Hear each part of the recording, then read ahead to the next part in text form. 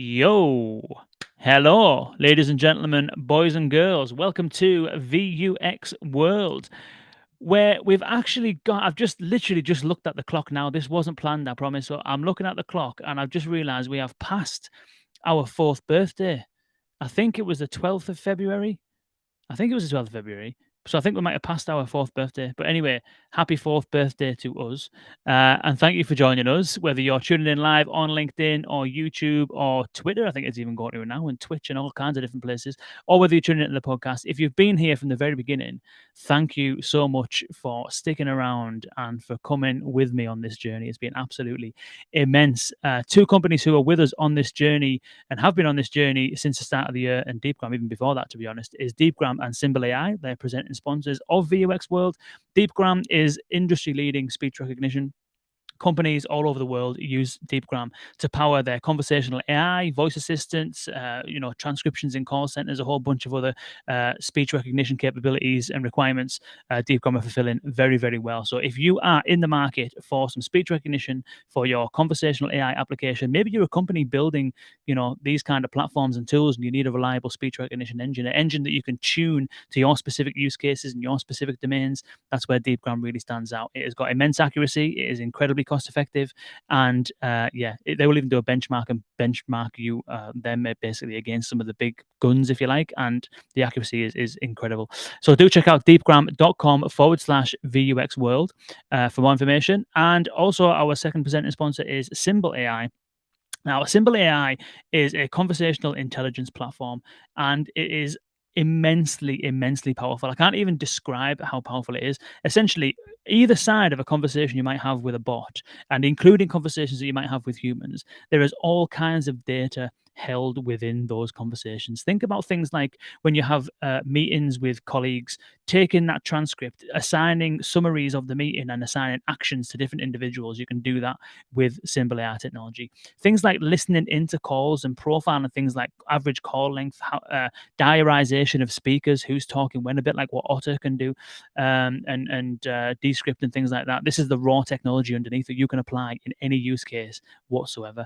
And so literally you can see how easy it is to set up powerful call coaching, agent assist kind of use cases you can build with Symbl.ai, and call tracking functionality and a whole bunch of other stuff. It is absolutely immensely impressive. It's customizable conversational intelligence is what you can call it. From calls to videos, text conversations, literally contextual, best-in-class contextual AI. And you can start for free at Symbl.ai. That's SYMBL.ai for those of you listening on the podcast. SYMBL.ai. The power is unbelievable. You can get to data that you didn't even realize existed, and you can use that to power and fuel your business. It's absolutely immense. So do check that out. Thank you to both Deepgram and Symbl.ai for presenting VUX World on what I'm going to call our fourth anniversary episode. And to commemorate our fourth anniversary episode, I am delighted to welcome our guest for today, Bobby Bryant, the CEO and founder of DOSS. And we're going to get deep into what DOSS is, how it works, and all of that kind of stuff. But Bobby, welcome to the show, and thank you for making our fourth year anniversary so special with yourself. Hey, thank you so much for having me. It's an honor, sir, sincerely. Yeah, nice one. I appreciate it. I appreciate it. So, well, I thought 4 years was a long time to be at this kind of stuff. But DOSS, you've been working on DOSS since 2017. Yes. Longer than 4 years. Tell us firstly, let's start with yourself. Tell us a bit about yourself first, and we'll get into DOSS afterwards. So, you a lot of background in real estate and that kind of stuff. Tell us about yourself and how conversational AI and voice and that kind of became a part of your life. Yeah, my background is education, two master's degrees in education before I turned 30. Touched each vertical of the real estate industry. From I entered in the mortgage side of the fence, transitioned to where I own the real estate school. And then 2008 happened, and the recession here in the States. And I took a year off. I really wanted to understand, where is the future of real estate going? I, being a bit of a nerd, I wanted to go back and understand previous recessions in the 80s. How did that impact people? How did it change their characteristics and behaviors, consumer wise?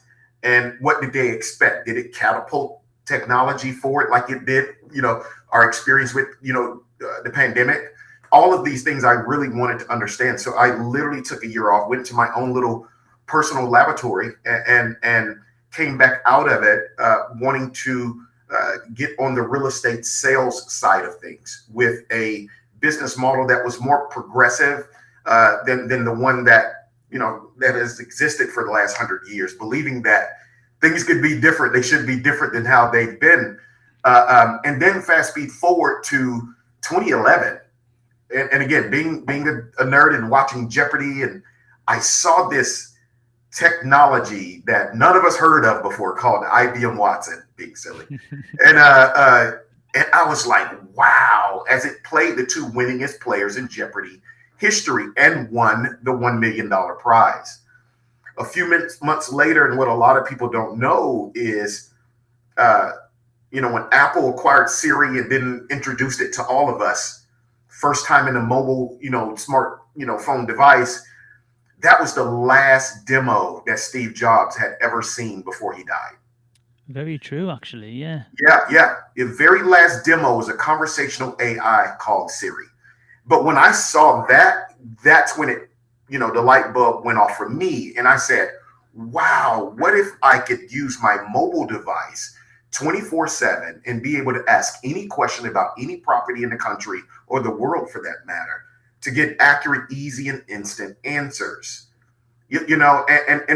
Because human why we just don't have the capacity to know everything about everything on the same street, not even talking about neighborhood or subdivision for that matter. And so you're right, leading up to that, that's when we started. I wanted to read everything I could find about conversational AI, and probably still to this day one of the best books I've ever read was by Henry Kressel and Norman Winarski, which is If You Really Want to Change the World.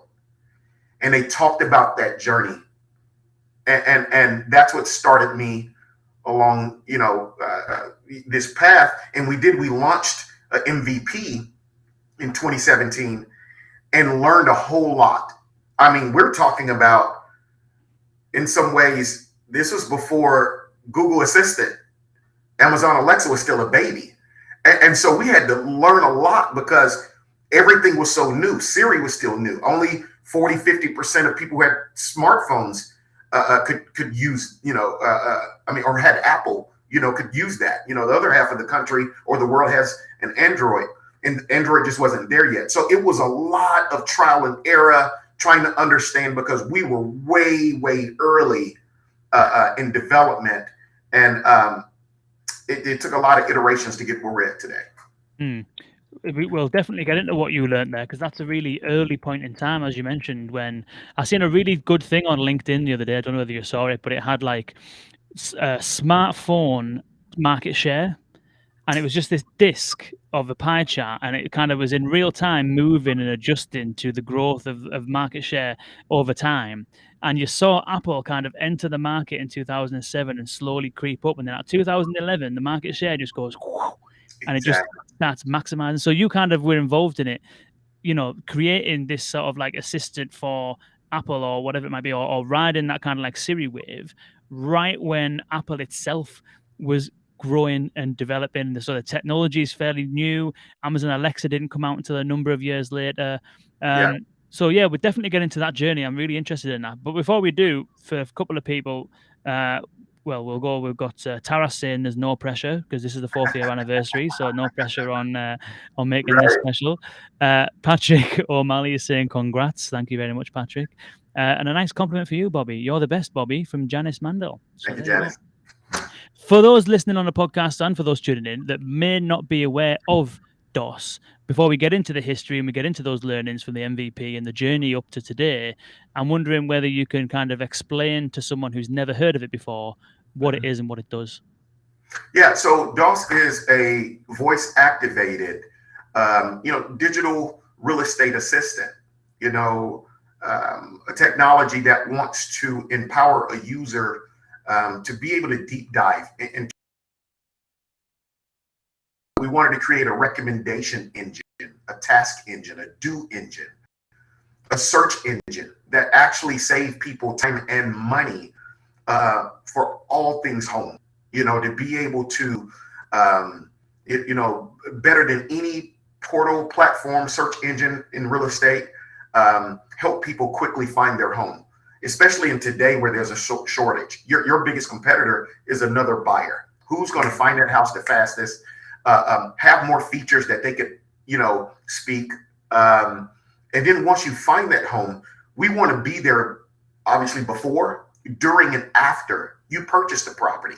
So even when we start talking about things like taking care of the property, hey, you know what? I need a roofer. DOSS, can you send somebody here? Instant connections. Can you send somebody here to, fix this water leak, my water heater? I want to get quotes on installing wood floors. And so we want to take, voice and with the home and be able to, address the entire experience. And that's what we've decided to build. In addition to, if you could sleep in it, we want you to be able to, have that data on our platform from hotels. It shouldn't just be just homes. I'm in Las Vegas and I want to rent a room and I want something below $600 a night with these amenities, these features. Our objective is all things home, all things, lodging, that we can make easier for the consumer at the edge of their voice. Mm. And would you say then that the aim for DOSS is to be, because as at the moment it's like a standalone platform, isn't it? You would go to whatever the website is, it DOSS.com, something like that? AskDOSS.com. AskDOSS.com, yeah. So you go there. So is that your ultimate aim, is to grow this property, or do you see this also having potential to kind of be a layer, an interface layer into something like an Airbnb or Booking.com or something like that? So what we are, it'll be its own. It'll be Yeah. its own standalone. That eventually we will have some of those, properties within DOSS. We're having some conversations right now around that. And so in order to be able to expand that, because that's a certain segment of people that's looking for, to be domestic, whether they stay overnight. A lot of times I like that. When I've traveled out of the country, I don't want to stay in a hotel. I want to be very domestic. And so if I know DOSS and I understand the results and the experience that I'm going to get, very short-term, housing, lodging, whatever that may be. But yeah, it'd be DOSS as a standalone platform. Mm-hmm. Interesting. And is it web predominantly, mobile? Like, where do people currently use it? Is it through the website? Is it through an app? Like, what's the We've been fortunate. Oh my gosh, anybody out here in developer world knows the pains of trying to get an app approved through Apple today. But it was a task. But we're in both app stores. Nice. And we're also web-based. And when we look at our analytics, majority of the people are searching via mobile, which we expected. Yeah, interesting. That's cool. So it's this kind of like one-stop shop voice capability, kind of like assistant that is there to help you find a roof over your head, I suppose, not necessarily a home, as well as hotels and places to stay and all that kind of stuff. So I think when we very first spoke, it was a long time ago. You'd obviously been at it for a little while. You had some decent demos going. I don't know whether things were in production and all that kind of stuff, but what stage is it at now? Is it, if the app's alive in the App Store, it must be production ready, out there in the world, all that kind of stuff, yeah? Exactly. It's out there. So please, download the app, give it a test drive. However, we have the data primarily for Texas right now. By the end of the year, we will have nationwide data.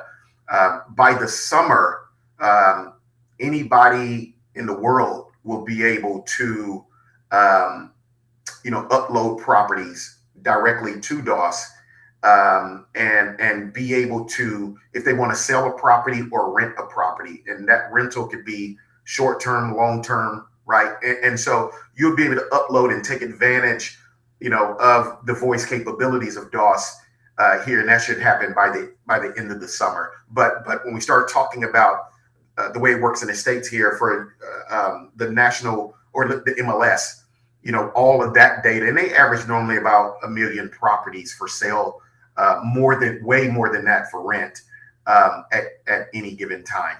And so, yeah, we're excited. We're excited about it. We the amount of data that we have, which is what you need in something like this, right? You from everything that artificial intelligence has to offer, and being able to extract this data to give the customer, the user, a much better experience. And none of us really in today's era want to sit here and unless we're just in a leisurely shopping, want to look at 1 million pictures in a sitting.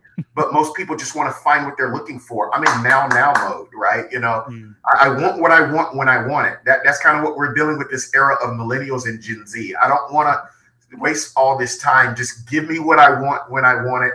And what are those super apps or tools, that exist that will do that in one place? I don't want to have to go to 15 different apps. So we want to serve, all things real estate and be able to have the data that empowers them to deep dive into not only the property, which is a big thing that we're doing at DOSS, but also the surroundings. Can you think about it? You think of an area you want to live, and then you find a house in it. Yeah. The way all the current our competitors exist today is that they're giving people a search engine for properties. I want to, you could give me this beautiful mansion in the most horrible part of town. I don't want that. I don't want to live there. You know what? I want to find this property near the beach. I'm looking for something near a vibrant area. I want to be near, custom coffee shops. I want to be able to talk the way humans talk when I'm searching, not all these buttons and stuff that I have to click and tap via these graphical user interfaces. And I know that's going into a whole nother direction, but yeah, we really, really want to meet people at their individual point of need, make data more humanistic. And that's been our objective in our development. Interesting. You're right. Like I've kind of like I'm a kind of like fan of property anyway, but so I'm generally always looking at what's out there and stuff like that. Exactly. But generally we kind of move. I suppose we move quite a lot more than maybe than ever. So we had a flat down in down south. We did that up, made it nice, sold it on, got a nice house. Well, it wasn't a nice house when we bought it, but we did that up, sold that on. Now we're kind of looking for another place. So I'm always all the time for the last sort of 6 years, I've been at least once a week, maybe more, just checking in on house prices, checking in on different kind of areas and that.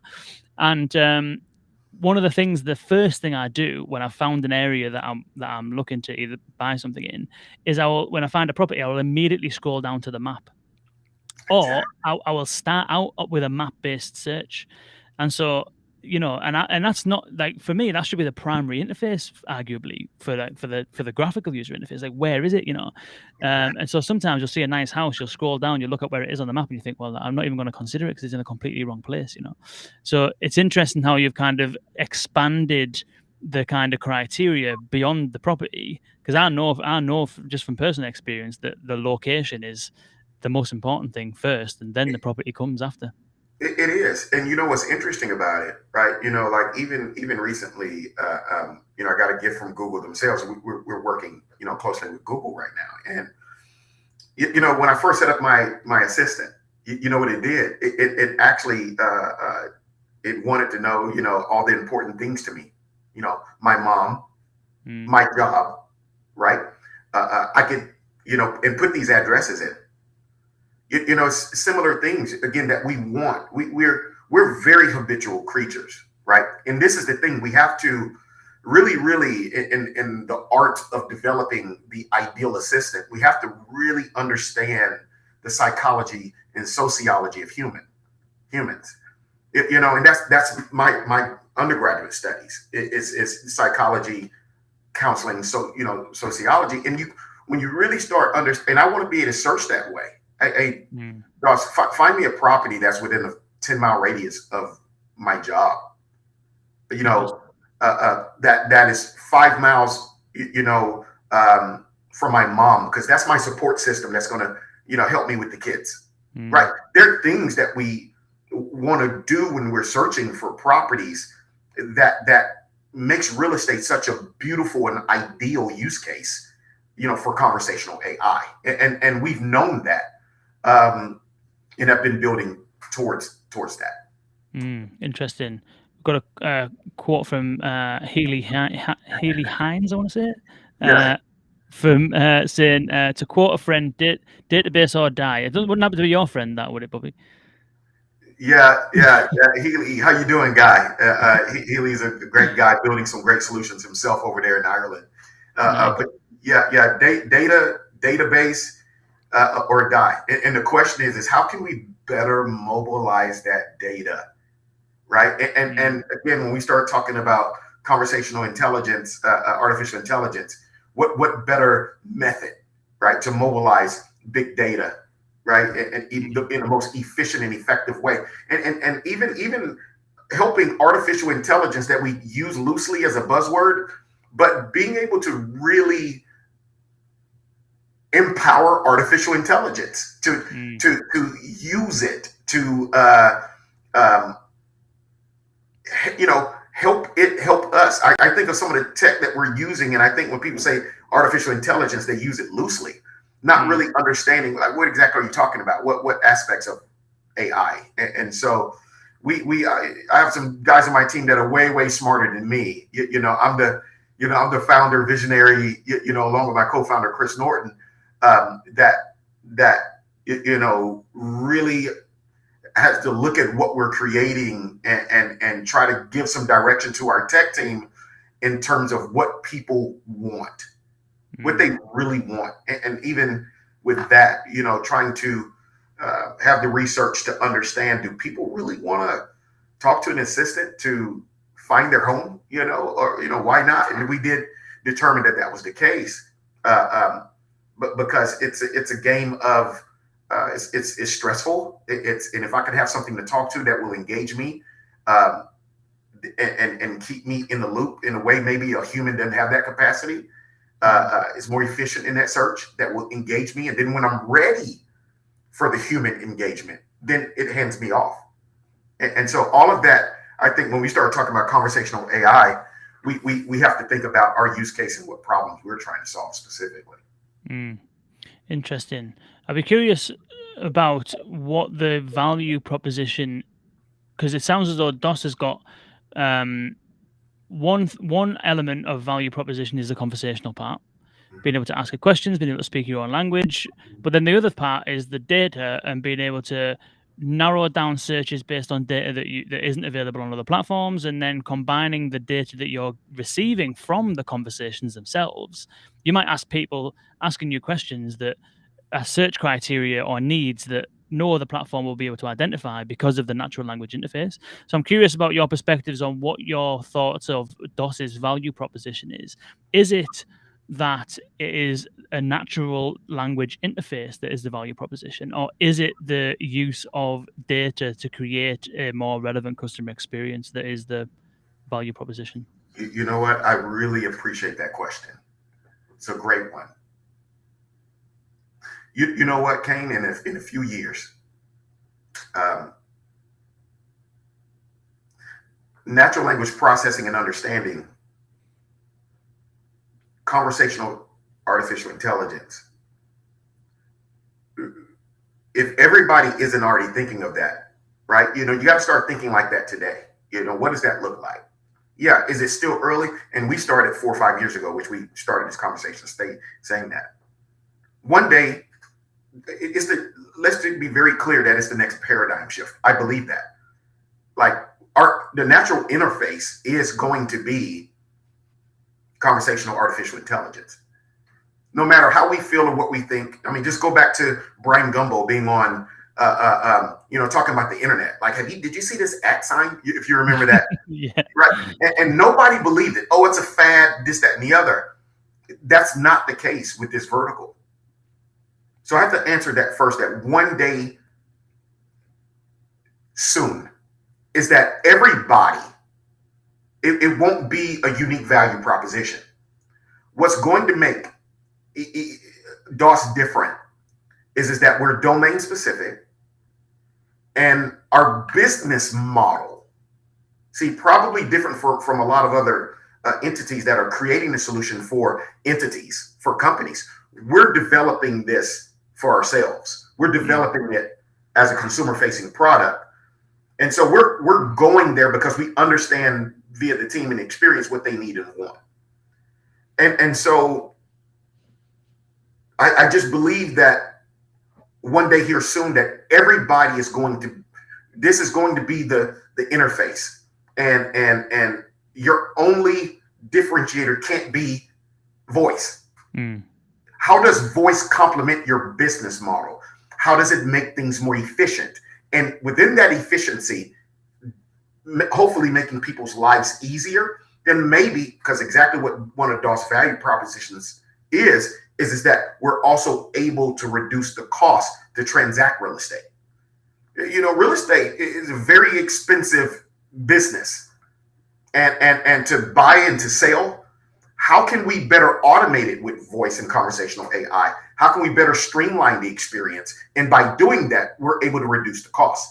See, so our value proposition, it isn't just, voice in a natural language. We know that one day this will be the interface, but what is our business model that adds and creates way more value than easy, than speed, than saving time, right? And that's our focus, because we understand that today we have to create value that's above and beyond just what the shiny object appears to be, which is conversational AI and voice. We're more than that. Nice. That was very well put. On the business model side, and I definitely want to get into some of the learnings you had from building it, because I think there'll be a lot of people listening who will take some definite learnings from this. But I'm curious about the fact that, you're building a company utilizing this technology, which is unique compared to some of the other conversations we've had on the podcast. We speak to a lot of companies that have implemented tools for the business. We speak to a lot of technology companies that are building technologies. Don't tend to speak to that many companies that are using the technology itself as part of a product offering. Yes. So it's quite unique in that respect. I'm sure we have. I can't think of any off the top of my head, but I'm sure we have.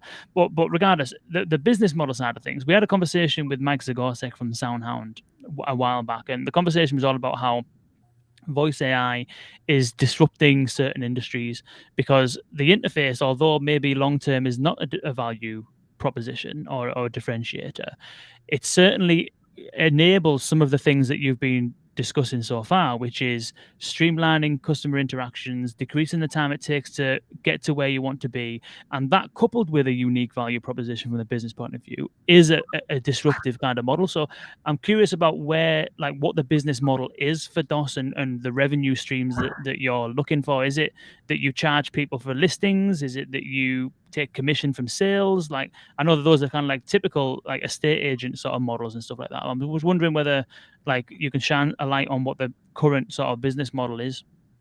Yeah, another great question. So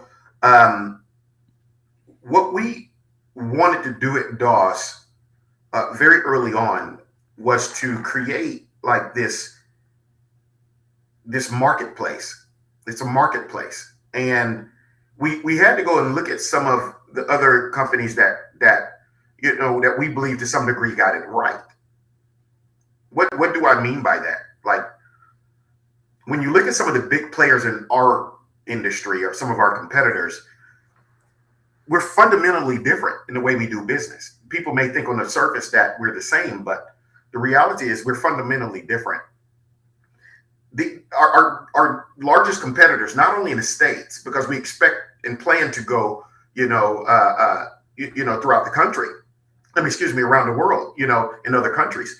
And so what I'm saying by that is majority of the biggest players, they're advertising media companies. That's their business model.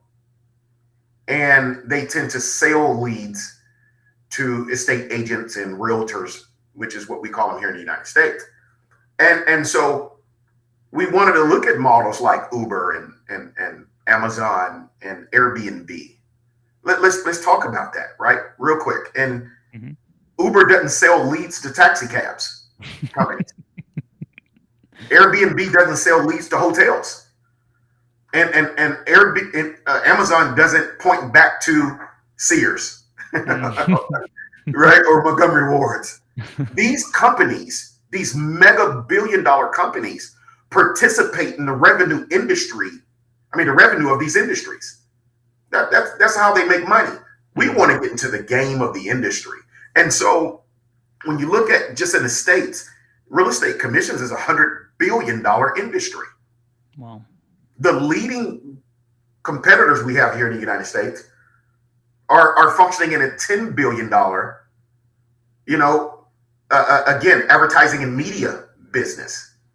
We want to participate in the commission and the revenue of the industry, like I talked about these other companies.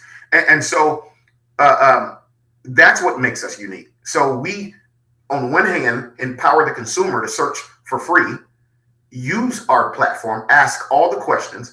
And when they're ready, on the other side, we have realtors. Again, it's a marketplace, chicken and an egg, right? And then so what we do is we connect the two. And by connecting to and then dropping into our proprietary, technology and customer relationship management system, that's how we track the deal. And when it closes, we earn a portion of that commission, of that $100 billion, of the $800 billion home servicing industry, of the $2.3 trillion mortgage industry, because they can ask all of these questions.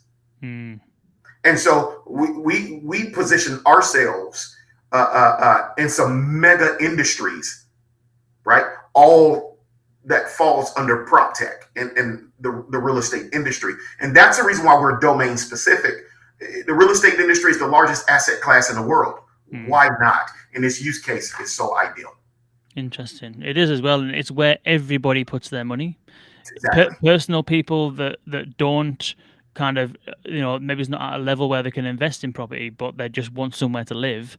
They put their money in property, and then when you get to a point where you do have excess capital, one of the best places to put it, as history has always shown, is in property. And so it's where all of the actual money flows, basically, isn't it?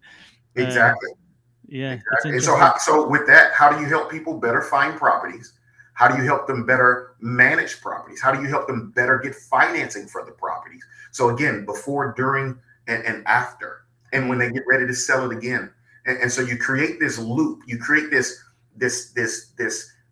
assistant, this domain specific assistant that actually is always there. And its desire is to never mislead you. It is to give you an industry standard, high, quality experience, service, and not hand you off to other individuals, professionals, companies whose value proposition may not align with yours. So yes, we do actually have a brokerage. We do have a mortgage company. We do have home warranty. We do have insurance, all up under the DOSS umbrella that are all aligned, right? And because we have these different, companies that are all aligned, and we just don't have just a real estate company or just a mortgage company. We don't have to, per se, try to charge the client the most for that service, because we're making money along the entire different, food chain. We can give them the best price and the best service. That's the value proposition. Yeah. And it saves them dealing with a bunch of different companies and losing the connection and consistency and continuity and stuff.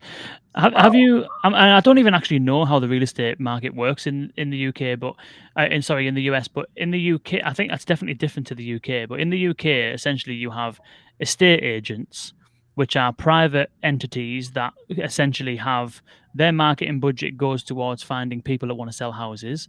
People that want to sell the house go to the estate agent and say, I want to sell my house with you. The estate agent takes the pictures, lists it, puts it online, takes a commission from the sale.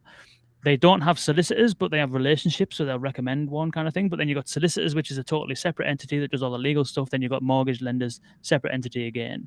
And then you've got brokers and stuff like that around it and that. But then what's happened over the last sort of decade or two is that you've got websites coming up, like one's called Rightmove. Yep. I think, is it Zillow in the US?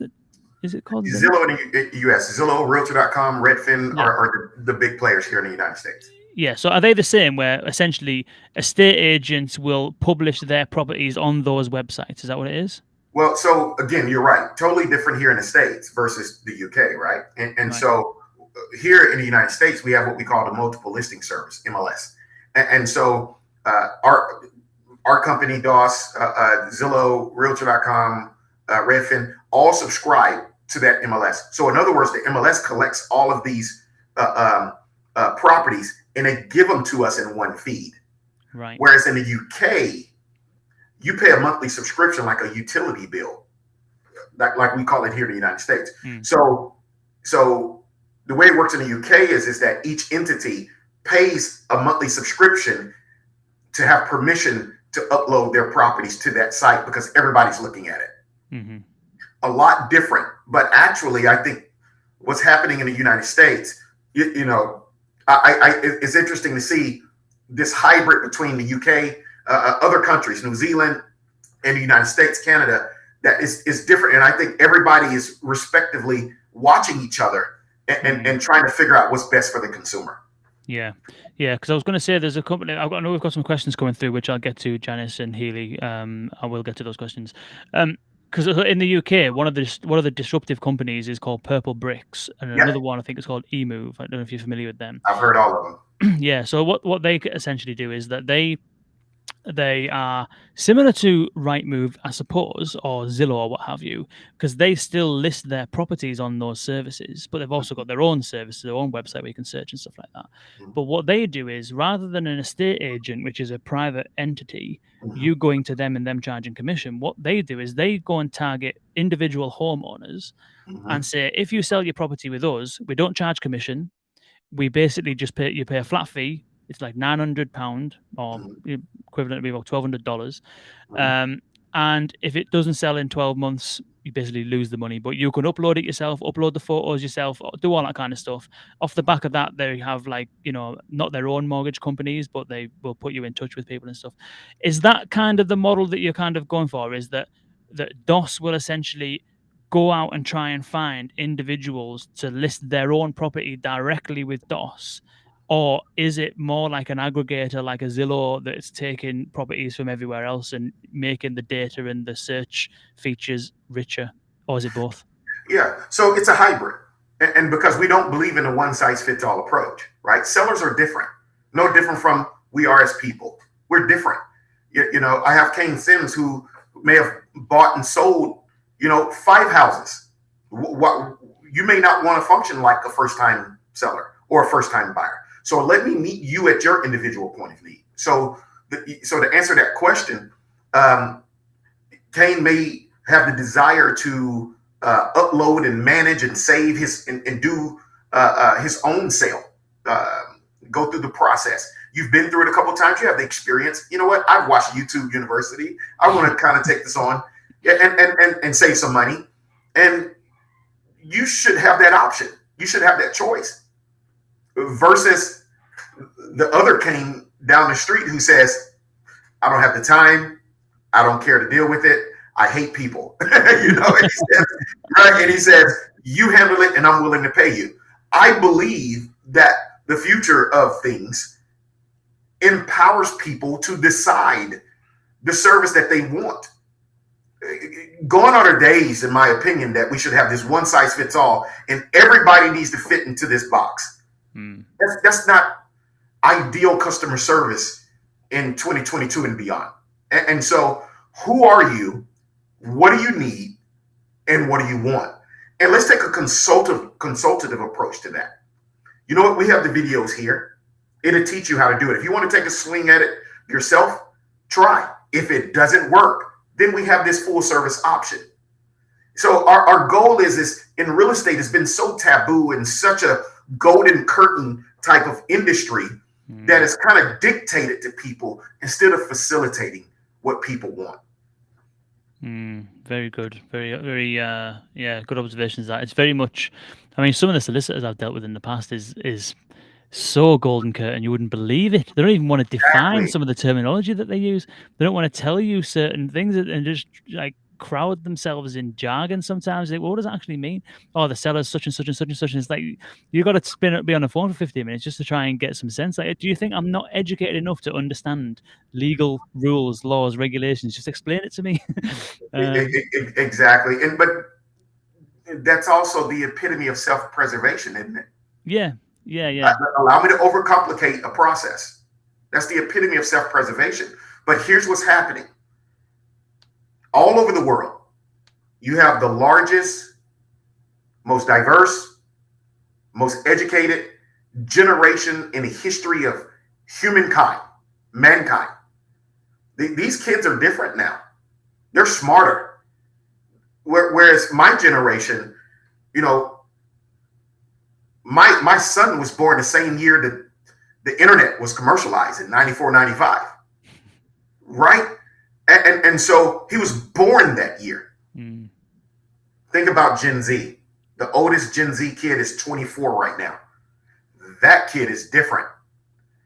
That kid also has to deal with millennials, Gen Xers, baby boomers. We have to respect the era of each of these generations and the chain of events that have taken place during all of our lives. A baby boomer could tell you the thing that happened during their lives that was like, oh my gosh, that was a big event. Same thing in my generation. Same thing with millennials. And for these guys, it could be, or Gen Z, it could be, oh my gosh, the pandemic and they made me stay at home and I couldn't see my friends at school. That's huge to these kids. That's huge. So we have to look at these different generational differences and develop towards that, because I don't care what company you are, the foundation of your business is attempting to anticipate consumer behavior and habits. That's what we're all doing right now with voice. We're developing to where we think the hockey puck is going. We're developing towards that. And our goal is to get it right. Everybody who's watching this, their goal is to get ahead of it. If you're developing for today, you're already an 8-track trying to put a new label on top of it in a Pandora world. Yeah, that's a very good analogy. That's quality. I want to dive into Janice and Healy's questions. I do definitely want to kind of jump back a couple of steps and try and see if we can get some learnings from you in terms of your journey in building this thing. So Janice is asking around how does DOSS protect user information and privacy given the biometric and she said NFT. I think maybe Janice has been doing a little bit of NFT work. What she means in a follow-up comment is information. So how does DOSS protect user information and privacy given the biometric information in voice capabilities? What's your approach to privacy and security? Yeah, I tell you what, my co-founder Chris Norton, I'm lucky to have the fella. He's a real smart guy to have as a co-founder and business partner. He has a sickening belief about privacy. And so at DOSS, we will never sell the consumer's information. Like, never. It is not our objective. It's not our goal. And I'm not going to say most importantly, but we just don't have to. We are entering and becoming such a revenue-rich model. We don't have to make money off of selling. For one, when it comes to the blockchain and NFT, I still think in a lot of ways it's at its infancy. It's very confusing for a lot of people. Matter of fact, more specifically, still confusing for a lot of smart people. We have that in our roadmap. I think that a lot of companies, if you touched it earlier when we talk about how early DOSS was. I don't know if a lot of people understand oh my gosh,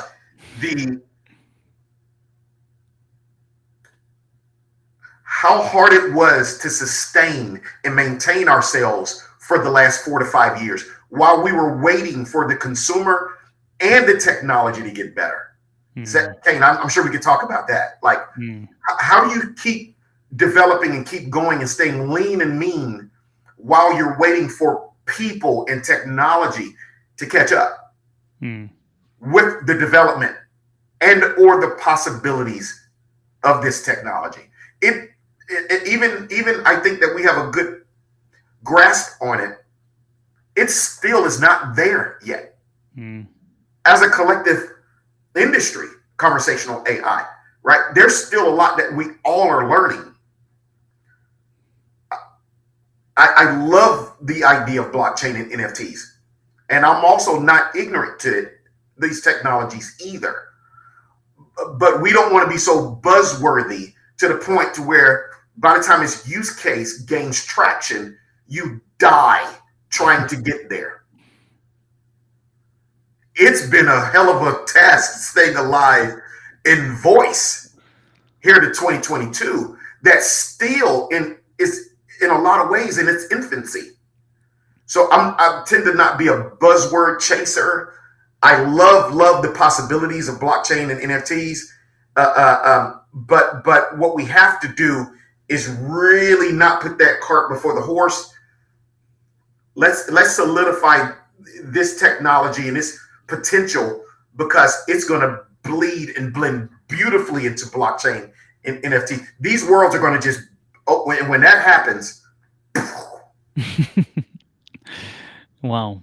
Yeah, it's I can imagine, because I even recall, I actually think Amazon Alexa and Google Assistant and all that kind of stuff were a little bit premature as well. Siri and all that kind of stuff. It's like one of the bigger, and I remember talking about this even 4 years ago at the very beginning of the podcast. It was like the technology is kind of there in part for some of the basic stuff, but what's not there is widespread consumer adoption.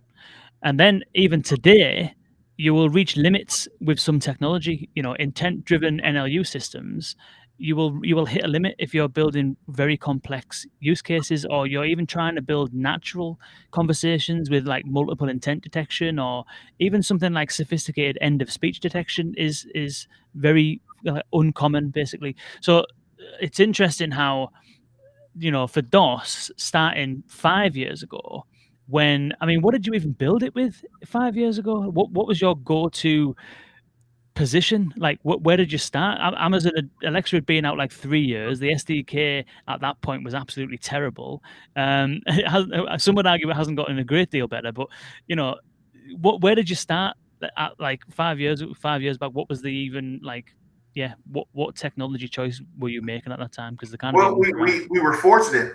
At that time, IBM Watson was at its infancy, and they really were putting a lot of weight behind Watson at that time.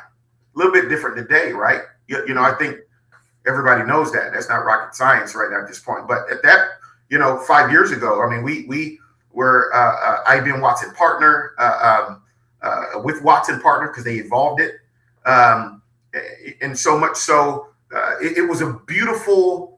How can I even explain it? I think this is an international company. It was like an IKEA box of tech tools, and you had to really have a team that understood how to develop and build. And if they did, then you could really maximize Watson. Watson wasn't designed for this. Put the key in and turn it, and it'll do everything like everybody's trying to do today. And so IBM was a beautiful solution. I think one of the best, to be honest with you. But you had to have developers that understood it. Our two tech leads come from IBM Watson. And so having that understanding of how to develop and understanding an intelligent assistant and this toolbox, this treasure trove of APIs, and being able to take it and train it in a custom way to your domain. I think where the industry as a whole was going wrong was it started out wide, and it was trying to answer everything about everything.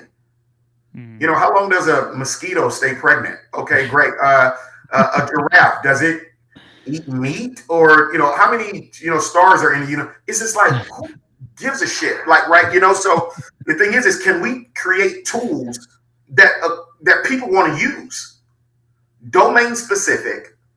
Give me an experience. So our objective was to start inside and push out within a domain, in out, be able to answer all these questions inside out. I think I would love to see the conversational AI voice community start attacking industries instead of trying to create solutions and convince these industries. They don't get it. They don't get it today. And so stop and start creating it, and maybe they will acquire you. Yeah, there's been some movements towards that. You can look at, Core AI, Action AI, I think Poly AI, and a couple of other companies. OneReach might even have that kind of approach where they're essentially productizing certain bots, There you basically, go. Persisto for banking. Like it's starting to happen, but it's still very much in its infancy. Well, and the reason why is because a lot of the creators, right, don't have industry experience of these industries. So they're creating these be-all solutions. But what has to happen is that these entities have to turn around and adapt it to their industry or their company. Business model, method, approach, right?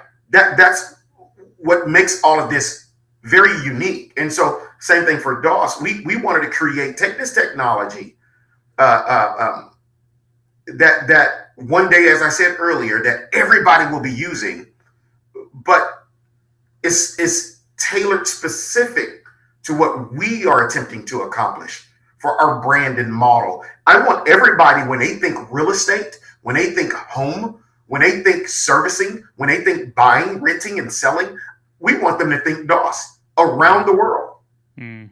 Because there are no limitations for us other than getting to the point, because you said something very, very, very interesting. The technology is there. Technology is always ahead of humans.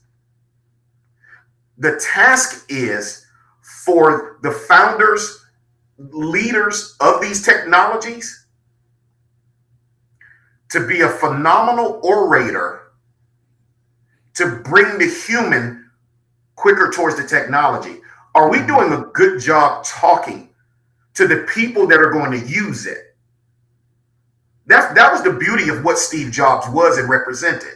No matter if we're a Steve Jobs fan or not, he did a great job of this Venn diagram of taking where we were, where we want to go, and where we are. How do we transition people? And I don't know if we really understand the art and science behind transitioning people to get them to understand what we are doing or attempting to do to make their lives easier. And if we did a better job of that, I think that this industry would actually move further.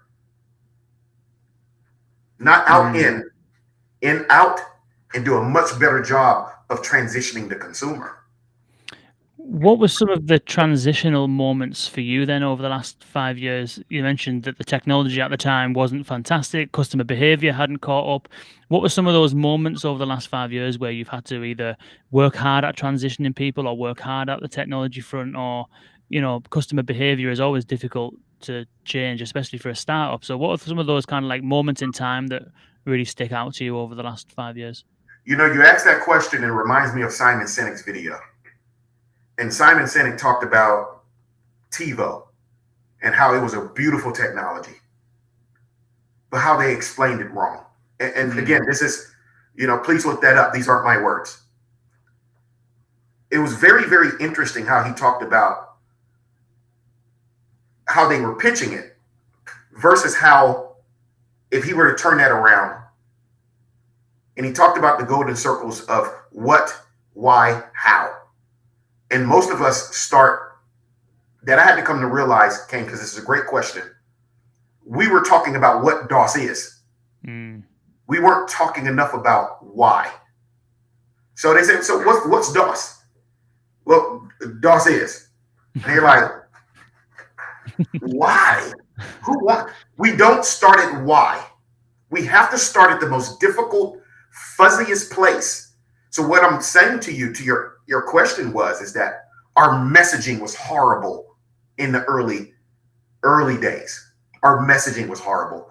We kept talking about what and how, but people wanted to understand, why do I need this? Okay, why do I need voice technology? I keep hearing this buzz about it. Why do I even need it? Why should I entertain it? Why? We had to go to why. And Simon said he was spot on. And I watched that video a million times. And my business partner had to go sit down and go to the drawing board and really massage and master the why of DOSS. And that answer is so simple. And really, it's to make people's lives easier and to save them both money and time. Okay, well, how do you do that? Glad you asked. Now we're working backwards. Why? Well, how do you do that? Well, we do that by giving people an awesome experience. We do that by better centralizing, democratizing, and humanizing data like never done before in the real estate industry. Okay, now what is DOSS? I'm glad you asked, because that's the last ring. DOSS is an intelligent personal assistant for the real estate industry. We have to take a why, how, what approach. Everybody's going backwards and it confuses people. Therefore, it stagnates the transition period. It stifles, it delays that trajectory. Interesting. That is very well put. And I think probably a perfect place to end the conversation. Thank you so much, Bobby, for joining us. This has been immense. I think what I've really enjoyed about this conversation is usually we spend time sometimes dwelling on technology and sometimes getting really deep into technology, and we can talk really heavily about technology. But what I've kind of made a bit of a pledge to do over this year is to spend time more with enterprises implementing it and get lessons from those, and to find other instances where the technology is being utilized for different effects and different outcomes. So I think the conversation today has been much more about that why and about the how, and not so much about the what and the Exactly. gubbins. So I think that, and especially a topic that I love anyway is real estate. So I've really enjoyed, traversing the whole kind of landscape of the real estate landscape and why it's ripe for disruption, and why a solution like DOSS is, hopefully, as it is proven, going to be a massive success. So thank you so much for joining us. Hey, thank you for having me. Where can people go to check it out? AskDOSS.com, did you say? Yes. AskDOSS.com. I'll stick it And on download here. the app same way. You can search on both iOS and Android, axdos.com. Nice, wicked. And any other kind of like call to actions that you would put out there? Any other links or anything like that? Visit us on Twitter. Follow us. Same thing on LinkedIn. We would love to engage. This is a process. Conversational AI, communication, language is a very, very dynamic thing. Just in the States, I mean, from Alabama to California to Boston to, New York, I mean, people talk different. And when we build these solutions, we have to build it for all people, Black, Hispanic, women, kids. We have to build a non-biased solution. And with that being said, we have to have a very, very diverse team of developers and designers that could meet all people at their individual point of need. And Kane, I just want to say thank you again for this opportunity and for having an opportunity to share on your platform. Thank you. No worries. It's been an absolute pleasure. Thank you so much. I'm genuinely a fan. I've been following DOSS and yourself for a long time. Honored enough to have had some demos throughout the years and kind of saw the progress and stuff like that. And I think that where you've got it now, it's just ripe. It's an industry that's ripe for disruption. It's a technology that is ready for this kind of use case. And I think that it's a perfect mix. So yeah, Thank you thanks so for much. Thanks so much. And thank you all for tuning in. Apologies if we didn't get to all of the questions. We will try and do so next time, but I think the flow of the conversation was going in certain directions.